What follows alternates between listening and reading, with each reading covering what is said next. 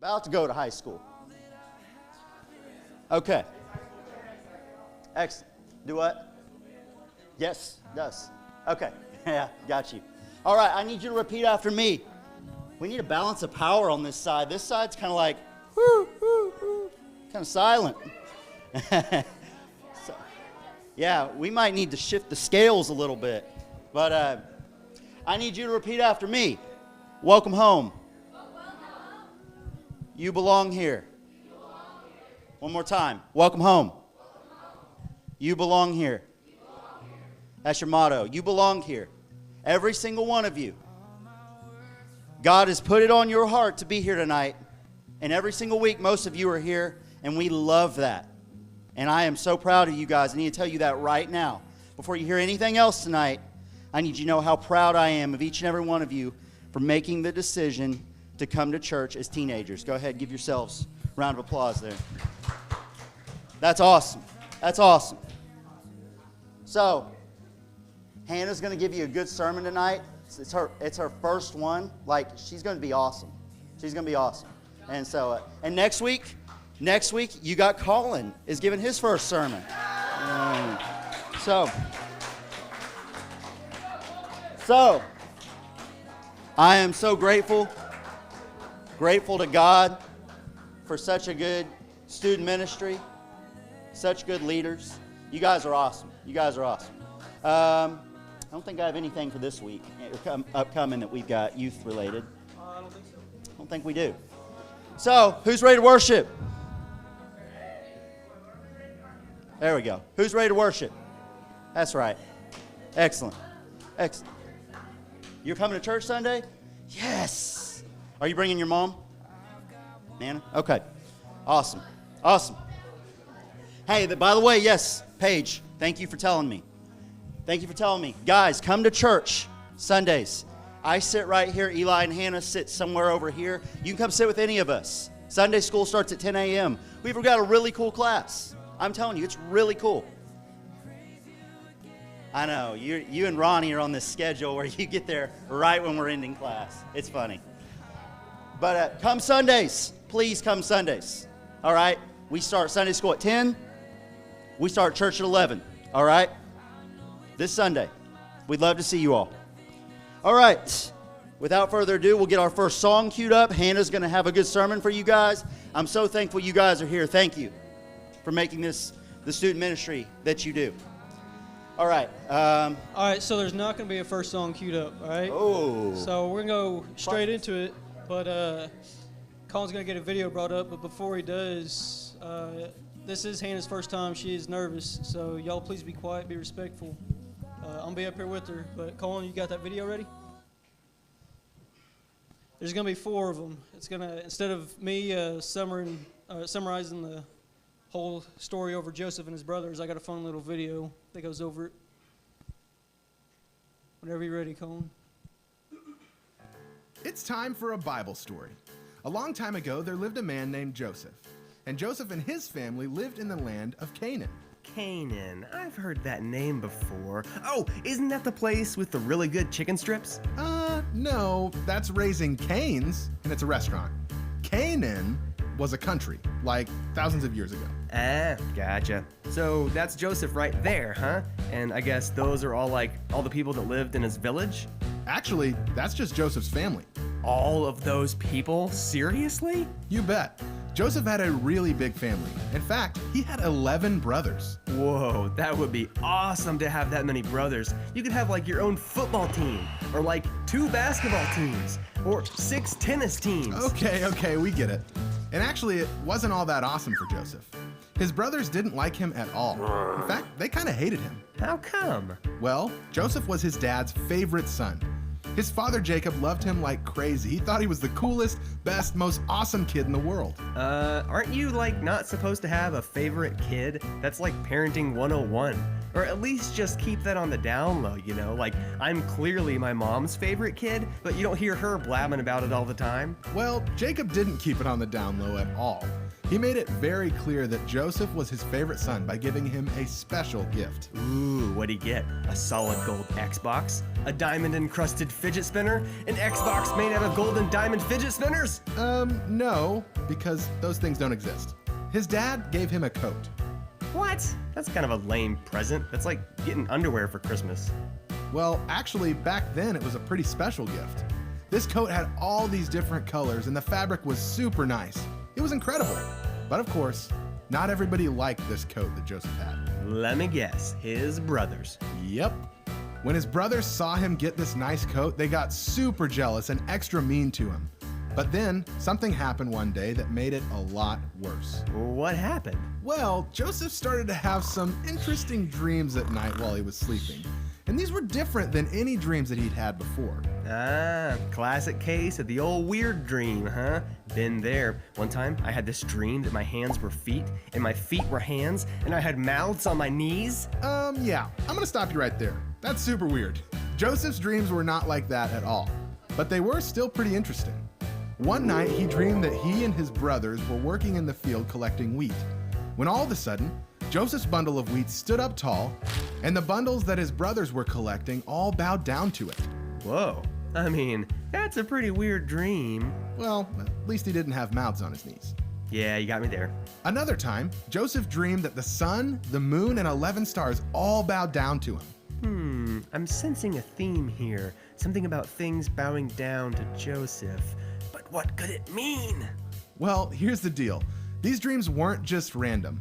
They actually meant something, and they came from God.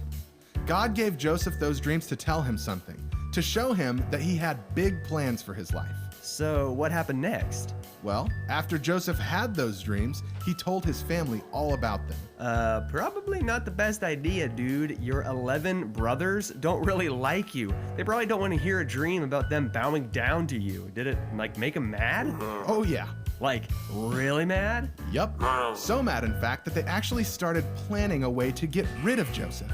They thought about just killing him. Yikes, that escalated quickly. But then they came up with a way to get rid of him and make some money at the same time. Man, these guys are some serious jerks. No kidding.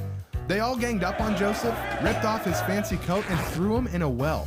Later, a caravan passed by and they pulled him out of the well Oh, thank goodness. and sold him off as a slave. What? Come on, man. They laughed and counted their money as Joseph was carried off by the slave traders, headed for a life of backbreaking work in a strange foreign land. Man, that's rough. Then, to cover their tracks, they all made up a story to tell their dad. They took Joseph's fancy coat, ripped it to shreds, and put animal blood all over it. They showed it to their father and said that Joseph was killed by a wild animal. And he believed him? Well, yeah.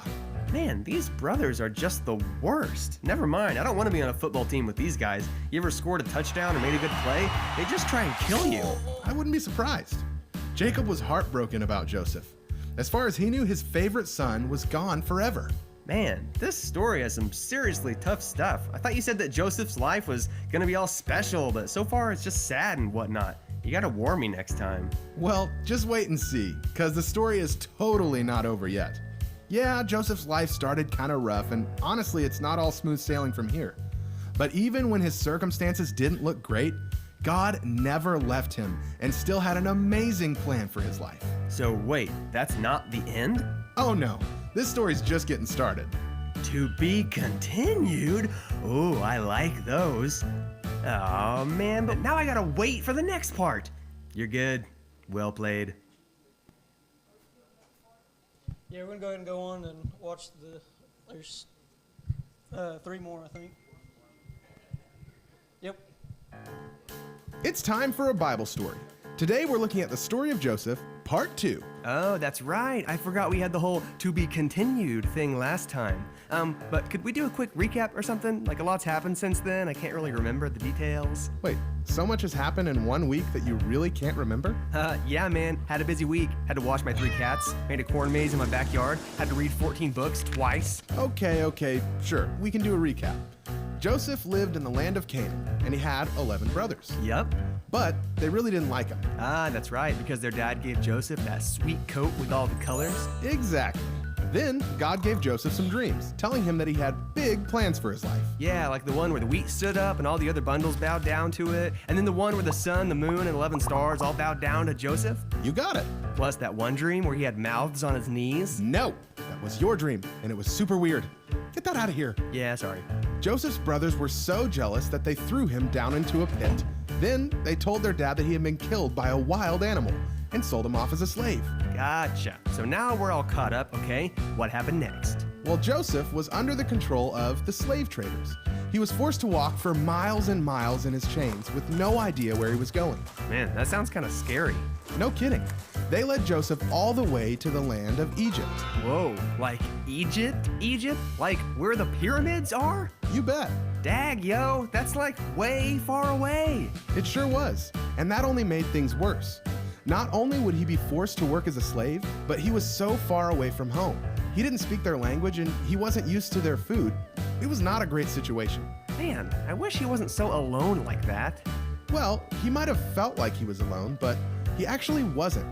The Bible says that even in this rough situation, the Lord was with him. He never left Joseph, and he still had big plans for his life. Like even in a really bad spot like this? Totally. Here, I'll show you what I mean. Soon after he came to Egypt, he was sold to a man named Potiphar. Wait, what's that guy's name? Pot of fur? No, Honda bird? no, say it after me. Potiphar. Potty turd. No, come on, man. That's not even close. Yeah, I know. I just wanted to say potty. Potiphar was a very wealthy man. In fact, he was one of the Pharaoh's officials. Whoa, that's a pretty big deal, huh? Isn't Pharaoh like the leader of all of Egypt? Sure is. So this meant Potiphar had a lot of power and lived in a nice big house. Hey, that's kind of cool, actually. I mean, even though he's a slave, at least he gets to live like in a house and do some cool work indoors, huh? Exactly. That's one way that God took care of Joseph through this whole deal. Gotcha. So that's what you were saying about how no matter the circumstances, God's big plans are still working. Now you're starting to get it. So what happened next? Did he just like live it up working in that sweet mansion, mowing the yard, dusting the statues, cleaning the pool? Not exactly. For a while, everything actually seemed to be going okay. Until something bad happened. Of course it did. Can't have too much good stuff happening for old Joseph, can we? Something's gotta come along and mess it all up. What happened? Did Joseph like make a mistake or something? No, actually, Joseph didn't do anything wrong. But Potiphar's wife was not a great person, and she lied about Joseph and got him in big trouble.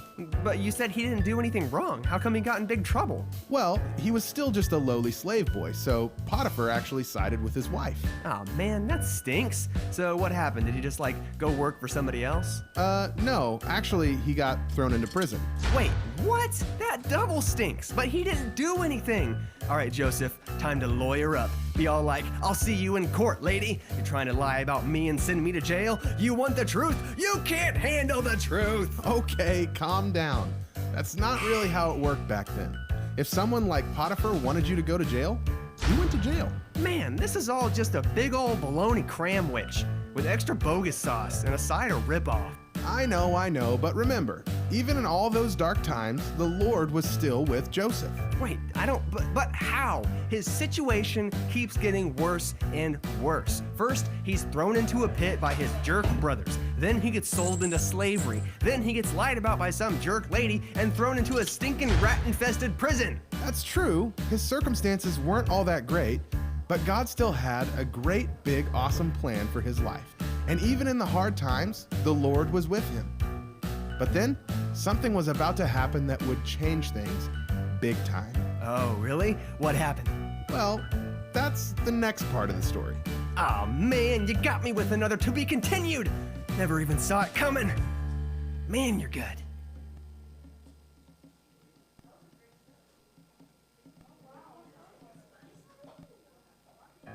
It's time for a Bible story. The Story of Joseph, Part 3. Do you need another refresher to get you caught up to speed on what happened last time? Nah, man, I got this. Check it out. I'm gonna do a rapid fire recap. Ready, go. Joseph had 11 brothers and they were jerks. And then he had some dreams where everything was bowing down to him and his brothers threw him in a pit and sold him into slavery. And then he worked for Potiphar, and then Potiphar's wife was a big jerkface and lied about him and threw him into jail. Boom. Wow, that was actually pretty impressive. And yes, that's exactly where our story picks up. Joseph was wrongfully accused and thrown into jail, but it wasn't just a regular jail. This was a prison where all of the king's prisoners were sent, so it was extra secure. There is no way anyone was getting out of this place. Yeesh. So I guess that's about it for old Joseph, huh? Well, it was fun while it lasted. The end. No way, man. This is totally not the end of the story. Even though it looked like his situation was getting worse, the Lord gave Joseph great favor with everyone around him. The guards liked Joseph so much that they let him help out around the prison. They didn't even lock him up. Whoa, that's crazy. So that's what you mean when you were saying that through this whole deal, the Lord was with him? You bet. Because Joseph had a great attitude, was respectful, and cared about other people, his time spent in prison wasn't nearly as bad as it could have been. In fact, Joseph was so good at noticing people around him and going out of his way to care about them that one day, something happened that would change his life big time. Oh yeah, you said last time there was this big thing coming up. Is this it? Yep. And you're not gonna get me with another to be continued, are you? Well, I'll let you know next time. To be continued. Ah, you gotta be kidding me. Yeah, I was just joking. We're not done yet. Whew, thank goodness. Really got me good there. So what happened? Since this prison was where all of the king's prisoners were sent, there were two men that used to work directly for the Pharaoh. One was a baker, the other was a cupbearer. Wait, a cup bearer? His job was to put bears in cups? That sounds hard. You gotta either have some big old cups or some tiny bears. No, he wasn't a bear cupper, he was a cup bearer. That meant that he would serve drinks to the Pharaoh in a cup. Gotcha. That makes more sense. So these guys were in jail, huh? Yep. Since Joseph was in charge of the prison, the guards assigned these two guys to him. Then, one night, both the baker and the cupbearer each had some pretty strange dreams. Oh boy, here we go again with the dreams. Oh, speaking of dreams, last night I had this crazy dream where my ears turned into chili dogs. No! I don't want to hear any more about your crazy dreams. We're talking about their dreams. The next day, Joseph could tell that something was bothering them. Both the cupbearer and the baker looked like they didn't sleep very well and were all stressed out. Well, I mean, they are in prison, not exactly a stress-free environment. Yeah, but this was different. Joseph was very good at noticing people around him and caring about them. So he asked them what was bothering them. They told him that they had some very strange dreams, but didn't know what they meant. I know what my dream meant, that I shouldn't eat chili cheese dogs right before I go to sleep. Well, that's true. But when Joseph heard that they were troubled by their dreams, he thought of something. Back home, God helped Joseph understand what his dreams meant, so he offered to help interpret the dreams of the baker and the cupbearer. Hey, look at that! Joseph's in jail. These guys go there too. Joseph can interpret dreams. These guys have dreams that need to be interpreted. You weren't kidding about God having a plan for Joseph's life, huh? Exactly. The cupbearer and the baker both told Joseph what their dreams were, and God revealed to Joseph what those dreams meant. The cupbearer's dream was about a vine and 3 branches that sprouted grapes, and he squeezed those grapes into the Pharaoh's cup. Joseph told him what that meant, that in 3 days he would be released and would go back to his job serving drinks to the Pharaoh. Good for him. That's awesome. So what about the baker's dream? In the baker's dream, there were 3 baskets of bread sitting on top of his head. A bunch of birds flew up and started eating out of one of them. Unfortunately, Joseph told him that this meant that in 3 days, the Pharaoh would have him killed. Yikes. Classic case of the old good news, bad news, huh? Did those things come true? They sure did. 3 days later, the cupbearer was restored back to his job, and the baker was, well, let's just say he sleeps with the fishes. What? Gross. Why would you sleep in a pile of fish? Ugh, that would smell terrible. No, like, he took a dirt nap. Wait, now he's sleeping in the dirt? I mean, that's better than a pile of fish, but still, just sleep in a bed, dude. No, he died. Oh, gotcha. Took a double dip out of the old cosmic cookie jar, huh? Yeah, that's not a phrase. Never mind. So what happened next? Those guys just left and Joseph stayed in jail? Not exactly. Before the cupbearer left, Joseph asked him to tell the Pharaoh about his situation, that he was wrongfully accused of something that he didn't do and thrown into jail. Oh, awesome. This is his chance to get set free. Did the cupbearer remember to tell the Pharaoh about him? No. He forgot. What? You gotta be joking me. So Joseph just stays in prison? Bummer. He did for a while, but not forever. 2 years after the cupbearer was released, something happened with Pharaoh.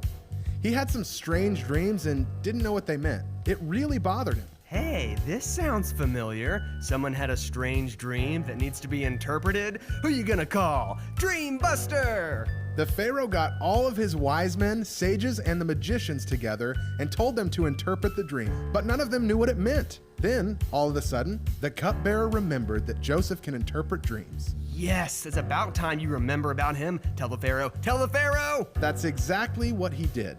Pharaoh called for Joseph to be brought before him and explained what the dreams were. In one dream, there were 7 fat, healthy cows standing by the Nile River. Then 7 skinny, ugly cows came out of the river and ate up the fat cows. Hold on. Why are you giving me all the grief for my dreams? That was the weirdest dream I've ever heard. The Pharaoh also dreamed that there was a stalk of wheat with 7 healthy heads of grain. Then 7 other heads of grain sprouted that were thin and sun-scorched, and they swallowed up the healthy grains. Whoa, talk about weird dreams. Joseph's really got his work cut out for him, huh? What in the world did those mean? God revealed to Joseph what the dreams meant, and he told Pharaoh everything. He said that there would be 7 years of plenty in the land of Egypt, with more than enough food for everyone. But after that, there would be 7 years of famine where there would be nothing to eat. Whoa, that's pretty serious. So, what did Pharaoh do? He was so relieved to know what the dreams meant. He was also so glad to know that the famine was coming in 7 years so everyone could start preparing and storing up food. Awesome! But wait, what happened to Joseph? Please don't tell me he goes back to jail. If he goes back to jail, I'm just gonna start swinging. No, he didn't go back to jail. The Pharaoh was so impressed with Joseph that he gave him a job. Pharaoh made Joseph second in command over all of Egypt. What? Seriously? The big number 2? Second in command? That is awesome! Yeah, man. The only person in the entire country with more power than Joseph was Pharaoh himself. Man, that is pretty incredible. You were totally right about God having big plans for Joseph's life. Doesn't get much bigger than that. No kidding. Joseph's life was totally changed. And it probably wouldn't have happened like that if he didn't notice the people around him back when he was in jail. And something else was about to happen that nobody expected. Nice try. I see you coming a mile away. You're about to do another to be continued, aren't you? I sure am. Bam! Yep, I called it. Totally called it. It's gonna be the last one. It's a little bit. It's time for a Bible story. The story of Joseph, part 4. Wait, this is the last part of the story of Joseph, huh? Sure is. Man, this story got way crazier than I expected. That's true. Joseph did go through a lot, but remember, through it all, in every bad situation, God still had big plans for his life. No kidding. God's plan really was big. He was sold into slavery by his brothers, then he was lied about and thrown in jail. Now he's pretty much running the entire country of Egypt. Totally. After Joseph interpreted the Pharaoh's dream, the Pharaoh made him second in command and put him in charge of preparing for the coming famine. Oh, that's right. I forgot about the whole famine thing. Bummer. But before the famine, there were 7 years of plenty, just like Joseph said there would be when he interpreted Pharaoh's dream. Joseph organized a system for all of the excess food to be stored in warehouses for the coming famine. Dude, that would be awesome. An entire warehouse full of food. I would totally sneak in at night and Scrooge McDuck that bad boy. Well, it wasn't for eating then. It was for saving. That's the whole point. Just like Joseph said, after the 7 years of plenty, there was 7 years of famine. All of the crops dried up and nothing would grow. There was no food anywhere. Not just in Egypt, but for miles and miles all around. Oh no, what are they gonna do? If the people don't have any food, they're gonna starve, man! They're gonna starve! I know. That's why Joseph stored up all the food, remember? Oh, right. Forgot about that. Joseph set up a system for people to come and get rations of food to eat so they could make the food last for all 7 years. Man, Joseph is so smart. If I was as smart as Joseph, I would totally be an inventor and invent something awesome. Like a machine that takes bread and heats it up on the sides, you know? Oh, and you could put a timer on it or something. You mean a toaster? Hey, that's a great name for my invention. I'm totally gonna use that. Well, Joseph was very smart, so God set him up to help tons and tons of people survive this famine that otherwise probably would have died. Man, that is so cool. Joseph is like a superhero, except he saves people with food. He's like a food-per-hero. It's definitely not a word, but millions of people from all over Egypt and the surrounding area would come and get portions of grain to take home. And one day, some people showed up to get some food that Joseph never expected to see. The Power Rangers. What? Yeah, man. They gotta eat too. Gotta keep their energy up for all that morphing. No, not the Power Rangers. It was his brothers. What? His brothers are the Power Rangers? What? No, his actual brothers. Oh, like his brothers? Like the dudes that threw him in a pit and sold him off into slavery? How dare they even show their faces around here? What happened when they saw Joseph? Actually, nothing happened. It had been so long since they got rid of Joseph that they totally forgot what he even looked like. When they were next in line to get some food, they didn't recognize Joseph, but he sure recognized them.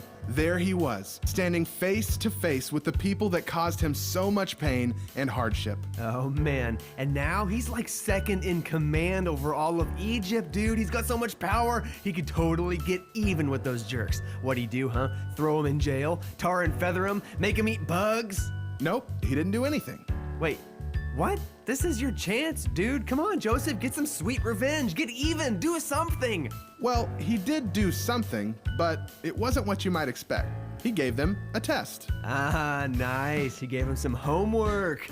Got some revenge after all, huh? Brutal. No, not like that kind of test. Since they didn't know it was Joseph that they were talking to, he wanted to see if they had truly changed or were the same old jerks they used to be. Ah, man, he's good. Joseph questioned them about where they were from, what they were doing there, and even asked them if they had any other brothers. They told Joseph how they did have another brother, but he had been gone for a long time, and they felt terrible about what had happened to him. So wait, they were sorry about what they did to Joseph? Totally. In fact, while they were standing there talking to him, they were saying that they never should have harmed Joseph so long ago. Joseph saw that they were sorry for what they did, and he was filled with compassion for them. After a while, he couldn't hold it back anymore. He told them who he really was. He was Joseph, the brother that they got rid of so long ago. Man, I bet that was the shock of a lifetime. It sure was. His brothers couldn't believe their eyes. They were so happy to see that he was alive and doing so well, but their happiness quickly turned into fear, since they knew that Joseph could get even with them now. And he totally did, right? He was all like, "You bunch of jerks, eat all these bugs!" No, he didn't do that. He forgave them. Wow, seriously? Yep. Joseph knew that getting revenge on his brothers would ultimately hurt his family even more, and God gave him the power to forgive them. Even though his brothers totally hurt him and got him into all sorts of trouble, they apologized for what they had done, so Joseph chose to forgive them. Man, that is incredible. Way to go, Joseph. Taking the high road. Nice. And not only that, but he brought the rest of his family to Egypt, including his father Jacob, who is now a very old man. And he was so glad to see Joseph alive. It was like the ultimate family reunion. Whoa, I get it now. All these big plans you kept talking about, it's all coming together. Even in the hard times, when everything seemed to be going wrong, God was still with Joseph and used his circumstances to take care of him and his whole family. Exactly. The story of Joseph shows us that even in the hard times, God is still with us. And maybe most importantly of all, that being able to forgive, even when it's not easy, can make all of the difference. That is awesome. But wait, since this is the last part of the story, there's no more to be continued, are there? Nope, that's a wrap on old Joseph. Ah, man, I was just starting to like those. Gonna miss those little guys. Me too, pal. Me too. Well, the end. You don't have to say it like that.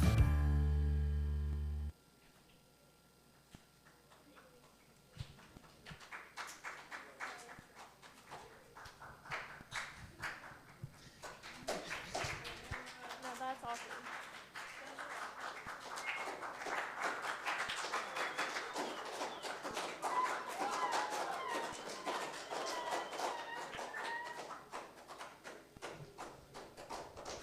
All right, that's good. Appreciate it. All right, so we decided to do a video over Joseph and his brothers instead of trying to summarize it all for y'all that weren't here for the movie. I think the video is a whole lot more interesting than this up here trying to summarize it because it is a long story. But what we're going to do is we're going to go over Joseph. We're really going to talk about the code his father gave him and how it symbolizes different things on the different places he was at. So Hannah's going to start off with this. But she can go ahead and Okay. start the intro. Okay, so y'all can hear me, right? Okay. You can go ahead and play that song, Colin.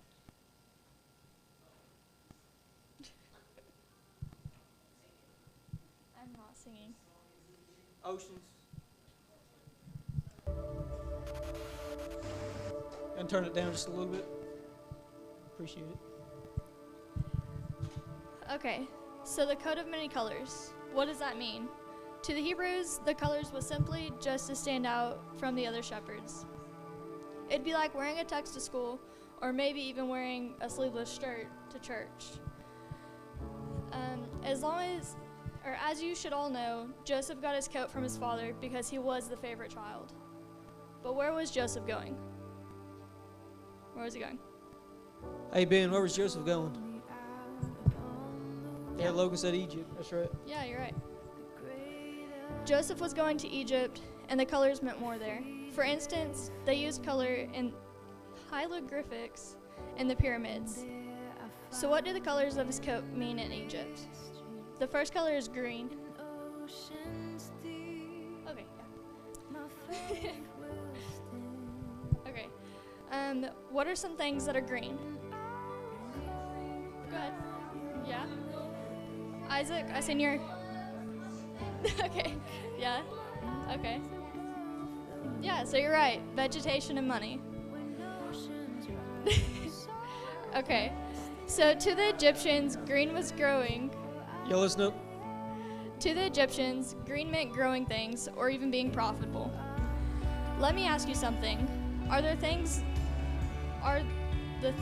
you're doing right now helping you grow in your faith or profit in the eyes of the Lord? You may not feel as profitable as others, but you can stay faithful and you'll be profitable in the eyes of God.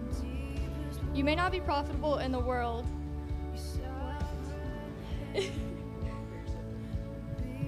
You may not be profitable in the world when you compare yourself to other people, but nothing in this world compares to the riches in heaven. All right, so I'm going to go over the next color. The next color we're going to go over is red. Oops. There we go. That was my fault. I forgot to fix the slide. But the next color we're going to go over is red. And in Egypt, the color red meant passion, but it also meant victory and triumph. So there are going to be fights in your life, whether the fight is going to be a physical fight, like an injury or a sickness. The fight could be a spiritual fight, like fighting sin or maybe even doubt. The fight can be mental, like depression, anxiety, or maybe the fight has nothing directly to do with you. For example, the fight could be someone you know going through something that is affecting you. If you wear this coat with red in it, you'll have victory. You may not know it when it happens, or it may not be in the way you thought it was going to be, but it'll be in the way that pleases the Lord. Okay, so you already know what the third color is. The third color is white. The color white is probably my favorite in the coat because it symbolizes simple and sacred. I consider a normal day as one of the greatest blessings in life. If you remember the color red, there are going to be many fights. Let me ask you this. Go ahead and raise your hand if this applies to you. How many of you guys have lost a loved one in the last few years? Okay, it's quite a few. Keep your hands raised, or raise your hand if you're going through depression, anxiety, or have a learning disability. Okay, so as you can tell, most of you. There are people fighting for their lives right now. We all have made it through our struggle in the past, right? So we have had victory because we're still here. We do not realize how nice it is to have a simple day until we have a rough day. How many of you guys have had a simple day today?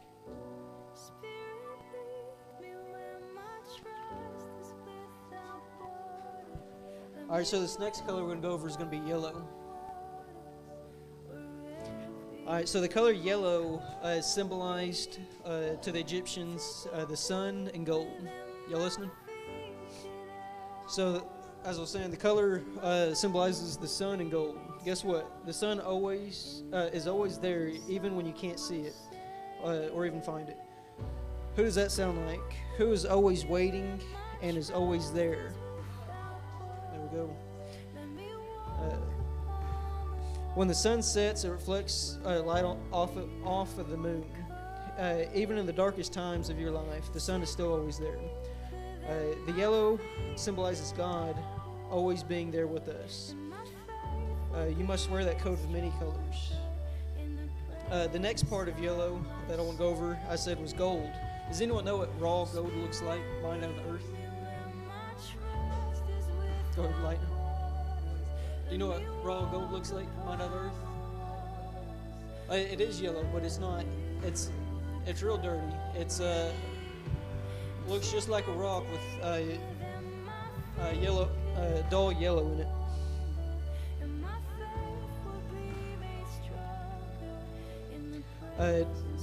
Does anyone know how gold is made shiny?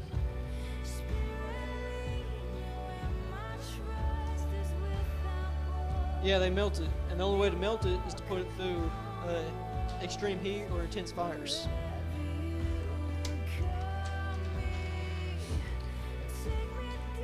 So, with that being said, it sounds like the color red is coming back into the picture. For example, some of the nicest people we'll ever meet have gone through some of the toughest things, even though they may not look the nicest. But they've gone through some of the toughest things, and they end up being some of the nicest people we'll ever meet. There's a play called, forgive me if I mispronounce this, but Les Miserables, something like that. And it means the miserable people. It's about a man who was sent to prison over stealing food when he had no money. And when he gets out of prison, he still has nothing, and the church takes him in.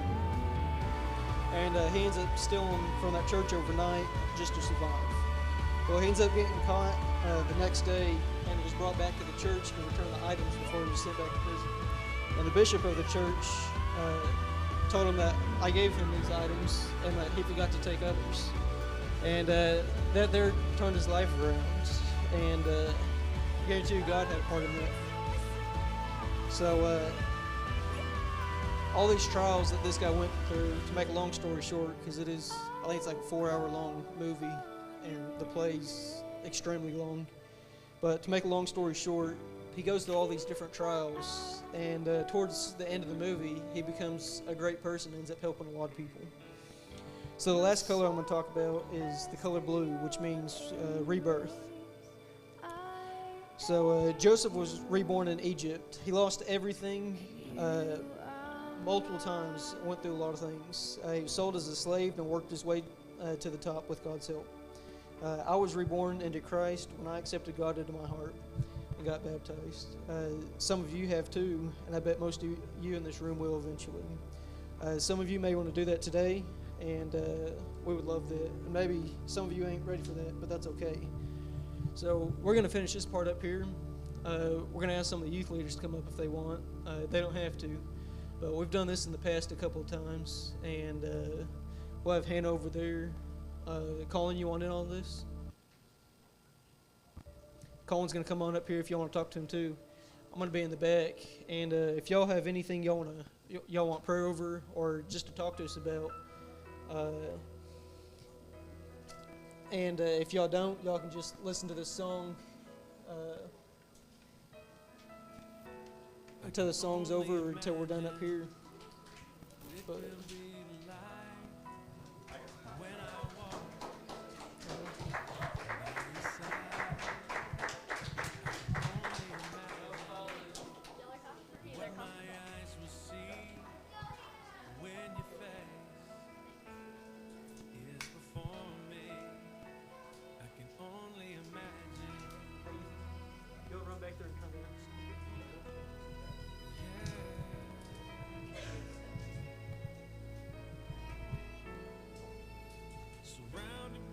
Hey, Ethan, you want to click it on the video so we can see the words too?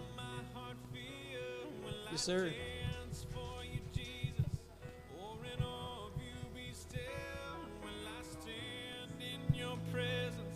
To my knees will I fall, will I sing hallelujah? Will I be able to speak it all? I can only imagine. I can only imagine.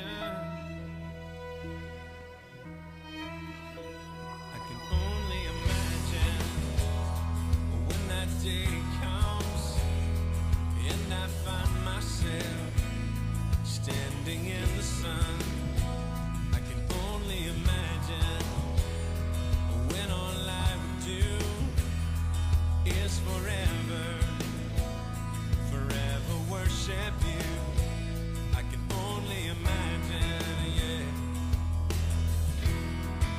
And if y'all don't want to come up here, if y'all want to go to the sing the song, y'all can.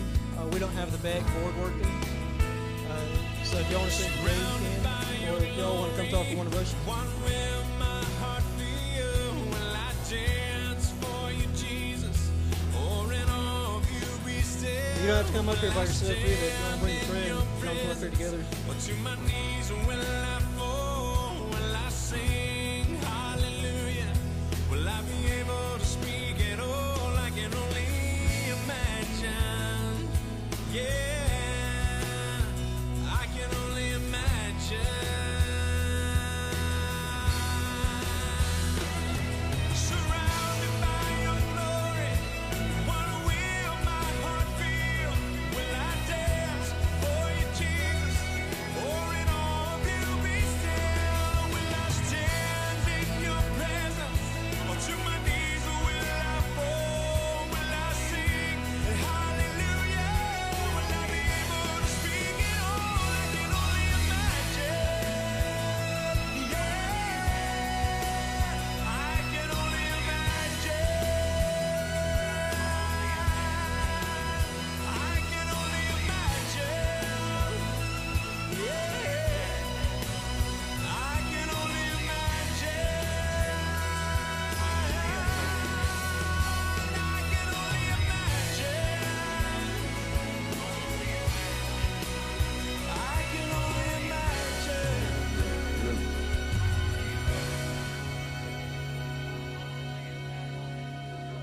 I can only imagine when all I would do is forever, forever worship you.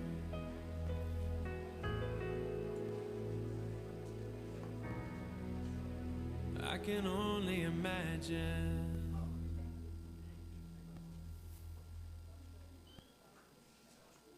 Yeah, I just, you guys hear me? Hello, hello. There we go. Gotcha. All right. Hey, I've been there before. I've been your age. We've all been your age before. You know, sometimes it's not easy to open up and talk about difficult things. It's not. But we want you to know that we're here for you. We want you to know that we listen to your issues. We've heard them. We understand them. We're here for you. We're here to talk those through. So, anytime you need to talk to any one of us, we've got a lot of wealth of knowledge right here that's been here, done that. So, we don't ever want you to feel like you got to keep it to yourself, that you can't open up about it. We absolutely welcome you guys to open that up with us every single time you can. We're here for you. Anything else? Yeah, sure. All right, guys. That was a great job by Hannah, right? Great lesson. Hannah's first one. That was awesome.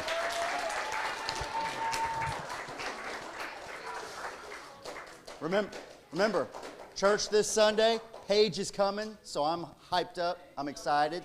I'm very excited. I want to see the rest of you there, though. Paige. So Sunday. Come on Sundays. And you got Colin next Wednesday. Colin next Wednesday. All right, guys, if you would, remove your hats, please. We will finish out in prayer. Thank you guys for coming tonight. Heavenly Father, thank you for all these wonderful kids, these wonderful youth leaders, everybody that's in here that helps to lead closer to you, Heavenly Father. We know we're not perfect. We know we go through daily struggles, Heavenly Father, but we know that you've got control of the situation. We know that you speak to us all on your level, Heavenly Father. We know that you're there for every one of us. We are not perfect people, but you are a perfect Savior.